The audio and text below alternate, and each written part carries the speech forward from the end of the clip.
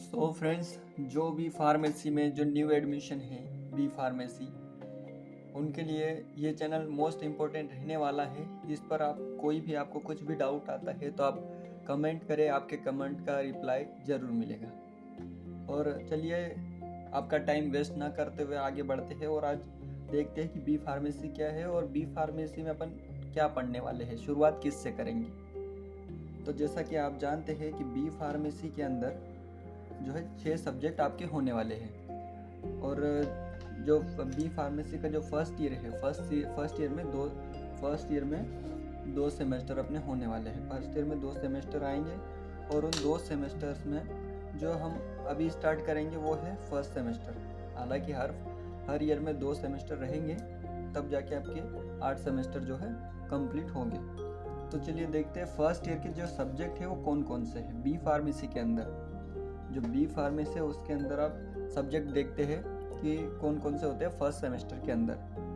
तो हमारा पहला सब्जेक्ट है ह्यूमन एनाटॉमी एंड फिजियोलॉजी, जिसको हम HAP के नाम से भी जानते हैं। HAP के नाम से भी इसको जानते हैं, ये इसका शॉर्ट फॉर्म है।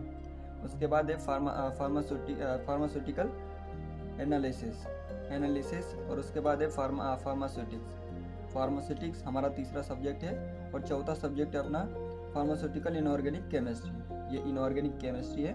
और उसके बाद पांचवा सब्जेक्ट है कम्युनिकेशन स्किल और रेमेडियल मैथ, ये रेमेडियल मैथ या फिर बायोलॉजी। ये जो दो सब्जेक्ट है ये हमारे नॉन यूनिवर्सिटी वाले सब्जेक्ट है, जिनको कि कॉलेज से ही मतलब इनके नंबर जो है कॉलेज से ही आपको मिलते हैं, तो इनके बारे में ज़्यादा लोड लेने की ज़रूरत नहीं है। चलिए बढ़ते हैं हम आगे। और आज हम सिर्फ ह्यूमन एनाटॉमी एंड फिजियोलॉजी मतलब HAP के बारे में आज डिस्कस करेंगे। HAP के बारे में आज पढ़ेंगे कि हमें किस तरीके से पढ़ना है HAP में। और आगे बढ़ते हैं HAP के बारे में। हर सब्जेक्ट को हम यूनिट वाइज कवर करेंगे। अभी पहले ह्यूमन एनाटॉमी एंड फिजियोलॉजी की यूनिट कंप्लीट करेंगे और उसके बाद जो है हम दूसरे सब्जेक्ट की यूनिट कंप्लीट करेंगे। सो फ्रेंड्स, थोड़ा टाइम तो लगेगा, पर प्लीज़ सपोर्ट करें और हमारे चैनल को सब्सक्राइब करें। चलिए देखते हैं आगे। सो फ्रेंड्स, हम देख रहे हैं HAP जो सब्जेक्ट है ह्यूमन एनाटॉमी एंड फिजियोलॉजी, इसके बारे में हम देखते हैं कि हम आज क्या पढ़ने वाले हैं। तो हम जो है यूनिट वन में जो है हम सिलेबस के अकॉर्डिंग पढ़ेंगे।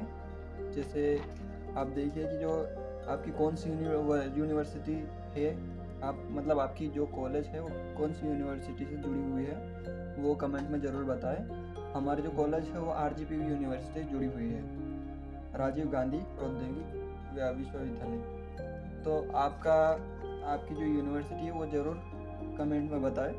और इसके अकॉर्डिंग हम जो है सिलेबस डाउनलोड करके और फिर उससे पढ़े तो और अच्छा रहेगा। तो मैं जो है सिलेबस के अकॉर्डिंग ही पढ़ाता हूँ, तो आपको ज़्यादा टेंशन लेने की ज़रूरत है नहीं। तो चलिए देखते हैं कि हम आज क्या पढ़ने वाले हैं। सो फ्रेंड्स, चलिए देखते हैं हम HAP में क्या पढ़ने वाले हैं। HAP या ह्यूमन एनाटॉमी एंड फिजियोलॉजी में हम क्या पढ़ने वाले हैं उसके बारे में डिस्कस करेंगे। तो जो यूनिट 1 है, यूनिट 1 में जो इंट्रोडक्शन टू ह्यूमन बॉडी और उसके बाद पढ़ेंगे definition and scope of anatomy and physiology, इसके बारे में पढ़ेंगे। और ये जो है हम सिलेबस के अकॉर्डिंग पढ़ाएंगे। तो सिलेबस आपके पास हो तो प्रिंट आउट निकाल लो सिलेबस का और उसके अकॉर्डिंग ही पढ़ेंगे, वो ज़्यादा आसान होता है ऐसे डायरेक्ट पढ़ने से। तो जैसे इंट्रोडक्शन टू ह्यूमन बॉडी की बात करें तो पहले सब्जेक्ट के बारे में देखते हैं कि सब्जेक्ट है क्या। जैसे ह्यूमन या फिर ह्यूमन का मतलब होता है, आपको पता ही होगा कि कोई लिविंग बींग्स या फिर कोई जैसे ऐसी चीज़ जिसमें कि जान हो, जैसे मनुष्य हो गए या फिर एनिमल्स या फिर मतलब जानवर हो गए या फिर पेड़ पौधे, तो ये सब लिविंग बींग्स में आएंगे। तो ये ह्यूमन में भी आएंगे। और जैसे एनाटॉमी एंड फिजियोलॉजी की बात करें तो इनकी जो है डेफिनेशन देखते हैं कि किस तरीके से होती है। और नोट्स के लिए स्क्रीनशॉट निकाल ले प्लीज़। एंड डेफिनेशन की बात करें तो जो एनाटॉमी की डेफिनेशन है वो कुछ इस तरीके से है कि the branch of science which deal with the study of structure of different organ of human body. मतलब जो एनाटॉमी है वो एक साइंस की ब्रांच है जिसमें कि हम किसी भी ऑर्गन के स्ट्रक्चर के बारे में स्टडी करते हैं, मतलब उसके आकार के बारे में कि वो किस तरीके से दिखती है या किस तरीके से होती है। फॉर एग्जांपल जैसे ये पेन है, ये पेन के हम एनाटॉमी अगर देखें तो एनाटॉमी का मतलब ये किस शेप में बनी हुई है, ये किस तरीके से दिख रही है हमको, इसका कलर, और ये किस तरीके से दिख रही है, ये थोड़ी दिखने में लॉन्ग है, तो इस तरीके से जो है इसकी एनाटॉमी होगी। और इसके एग्जांपल है heart, brain, kidney. Heart, brain और किडनी ये इसके एग्जांपल है एनाटॉमी, मतलब इनकी अपन जो है स्ट्रक्चर की इनके जो है स्ट्रक्चर की हम स्टडी करेंगे, तो ये हो गई अपनी एनाटॉमी। जैसे कि हार्ट किस तरीके का दिखता है, उनका हार्ट का लोकेशन क्या है, ये शेप, इसका शेप कैसे है, वैसे ही ब्रेन भी किस तरीके से दिखता है, ये किस तरीके से दिखता है, कहाँ प्रेजेंट होता है। किडनी भी कितने टाइप की कितनी होती है अपने शरीर में, और कितना वो किडनी जो है कहाँ प्रेजेंट होती है, उसका कलर कैसा है, वो सब चीज़ें हम देखेंगे एनाटॉमी में। मतलब उसके फिजिकल व्यू के बारे में पढ़ेंगे तो उसको एनाटॉमी बोलेंगे। सो आ रहा है समझ में? तो प्लीज़ वीडियो को लाइक करें। और जैसे हम देखते हैं आगे कि फिजियोलॉजी क्या है, व्हाट इज़ फिजियोलॉजी। तो ये जो अपना सब्जेक्ट है ह्यूमन एनाटॉमी एंड फिजियोलॉजी, तो ये दो चीज़ों से मिलकर बना हुआ है, एनाटॉमी और फिजियोलॉजी। तो किसी भी ऑर्गन की जो एनाटॉमी हमने देखी कि उसके स्ट्रक्चर के बारे में स्टडी करना, वैसे ही फिर जो फिजियोलॉजी में हो तो फिजियोलॉजी की डेफिनेशन देखते हैं। The branch of science in which deal with the study of function of different organ of human body.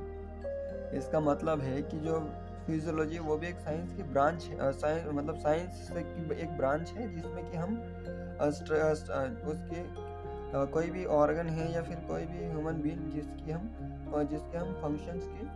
Functions की स्टडी करते हैं। देखिए इनमें यही डिफरेंस है कि जो एनाटॉमी है उसमें हम मोस्टली स्ट्रक्चर के बारे में स्टडी करते हैं या पढ़ते हैं, और जो फिजियोलॉजी में हम फंक्शंस के बारे में जो है स्टडी करते हैं, functions.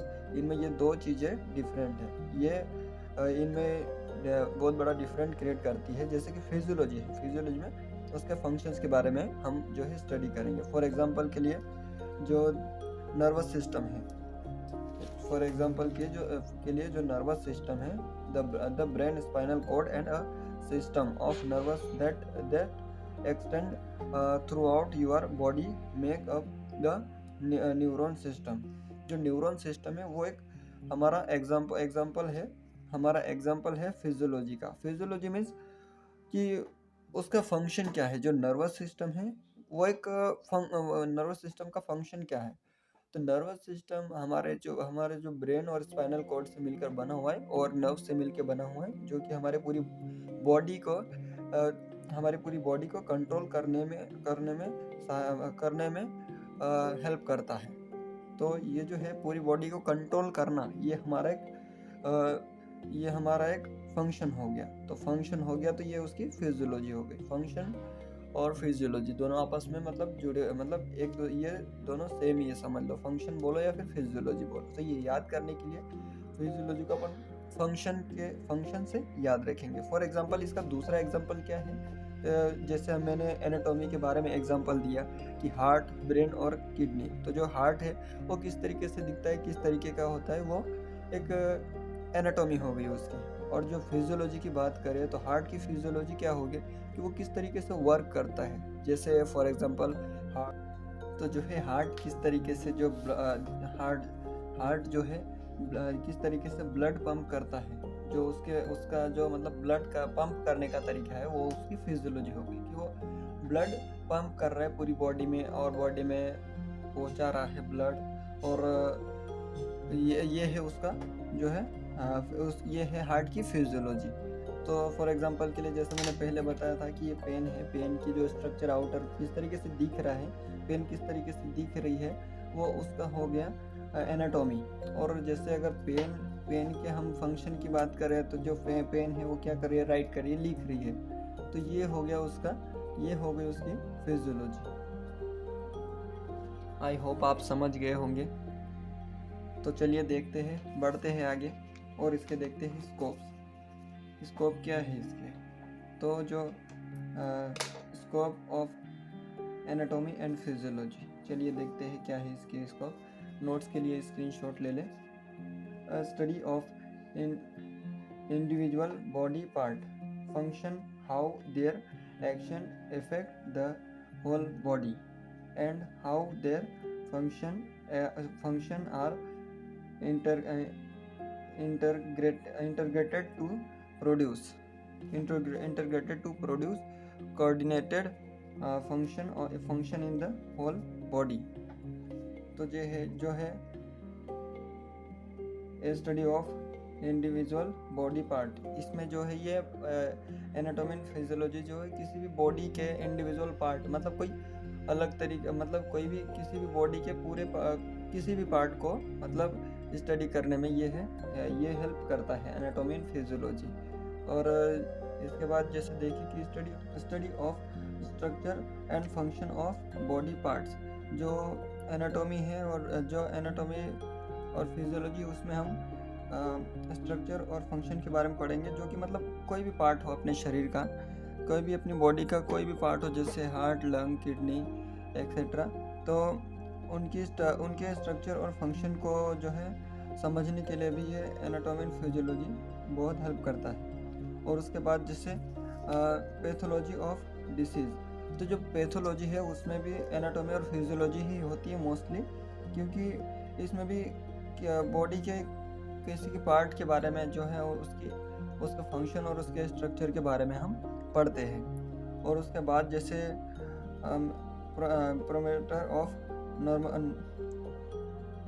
Parameter of normal health such as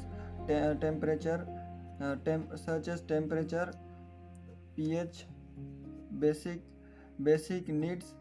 तो जो है पैरामीटर जो एनाटॉमी और फिजियोलॉजी है उसमें हम ये भी जान सकते हैं कि किस तरीके से मतलब अपनी बॉडी जो है मतलब नॉर्मल हेल्थ बनी रहती है। उसमें मतलब जो नॉर्मल तरीके से फंक्शन कर रही है बॉडी, तो वो नॉर्मल कंडीशन में है। उसके फंक्शंस में चेंज आना या फिर उसके स्ट्रक्चर में चेंज आना, ये जो है एक डिफ़िकल्टी हो जाती है। और जैसे सर्जरी की बात करें तो सर्जरी में भी एनाटॉमी और फिजियोलॉजी का काफ़ी महत्व है, क्योंकि सर्जरी टेक्निक्स ये सब मतलब सर्जरी करने के लिए भी, अब अगर हम किसी बॉडी पार्ट के किसी बॉडी पार्ट का हम सर्जरी कर रहे हैं, जैसे हाथ का कर रहे हैं, पैर का कर रहे हैं, तो उसकी भी हमें फिजियोलॉजी और उसकी एनाटॉमी हमें मतलब पता रहनी चाहिए, तभी तो हम कुछ कर पाएंगे ना। और वैसे ही देखिए तो नीचे ह्यूमन एवोल्यूशन एंड डेवलपमेंट, ये जो है इसका जो एनाटॉमी एंड फिजियोलॉजी का काफ़ी बड़ा योगदान रहा है। अब हमारे जो ह्यूमन एवोल्यूशन और डेवलपमेंट में, मतलब जो है इसके कारण जो है हम आजकल के जो ह्यूमन्स वो मतलब समझने लगे हैं आजकल के टाइम में कि वो जो एनाटॉमी एंड फिजियोलॉजी बहुत ज़रूरी है। किसी भी चीज़ को मतलब जानने से पहले उसको देखना पड़ता है कि किस तरीके से वो बनी है और वो फंक्शन किस तरीके से करती है। तो ये है कुछ स्कोप एनाटॉमी एंड फिजियोलॉजी के। तो ये आप स्क्रीनशॉट ले सकते हैं। और कुछ समझ में नहीं आता है तो प्लीज़ कमेंट करें, क्योंकि ये हमारे यूट्यूब चैनल का फर्स्ट वीडियो है और इसमें मिस्टेक हो सकती है। सो प्लीज़ थोड़ा देख लीजिएगा, और कुछ समझ में नहीं आए तो मैसेज करिए, मैं आपके मैसेज का ज़रूर जो है रिप्लाई दूंगा। चलिए आगे देखते हैं level of structural organisation of body. तो जो है बॉडी किस तरीके से ऑर्गेनाइज हुई। ऑर्गेनाइज का मतलब होता है बनना, ऑर्गेनाइज का मतलब होता है बनना, किस तरीके से जो ह्यूमन बॉडी जो है बनी है। तो उसके भी लेवल्स होते हैं कई सारे, जैसे कि human body is a 6 level organised structure. जो ह्यूमन बॉडी है, जो मानव शरीर है, वो 6 लेवल्स से मिलकर बनी हुई है। सो फ्रेंड्स चलिए देखते हैं वो 6 लेवल्स कौन कौन से हैं। जो 6 लेवल है जिससे बॉडी बनी हुई है वो कौन से है, चलिए देखते हैं।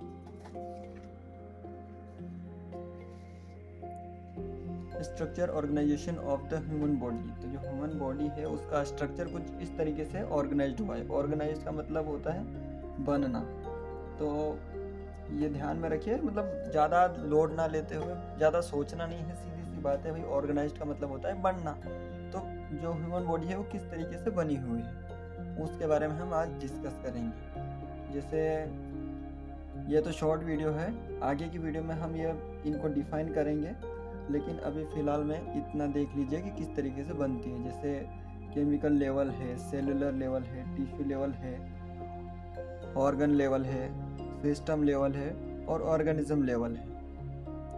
तो ये है हमारे ऑर्गेनाइजेशन, मतलब जो ह्यूमन बॉडी का ऑर्गेनाइजेशन किस तरीके से, मतलब ह्यूमन बॉडी जो बनी है। पहले तो जैसे केमिकल लेवल है, तो केमिकल्स कई सारे केमिकल्स या फिर केमिकल मिलके जो है सेल बनाते हैं। केमिकल मिलके सेल बनी और सेल मिलके फिर बहुत सारे सेल्स मिलके एक पर्टिकुलर टिश्यू बनाते हैं। टिश्यू बोले तो हिंदी में ऊतक। तो किस तरीके से, मतलब सेल में मिलकर टिश्यू बनाया, फिर टिश्यू आपस में मिलके एक ऑर्गन का निर्माण करते हैं, मतलब ऑर्गन बनाते हैं। टिश्यू मिलके ऑर्गन बनाते हैं और फिर ऑर्गन्स मिलके सिस्टम बनाते हैं, ऑर्गन सिस्टम बनाते हैं। तो उसके बाद जो ऑर्गन सिस्टम्स आपस में मिलकर, जो बहुत सारे सिस्टम्स होते हैं वो आपस में मिलकर ऑर्गेनिज्म लेवल बनाते हैं। ये जो है मतलब मानव शरीर बनाते हैं।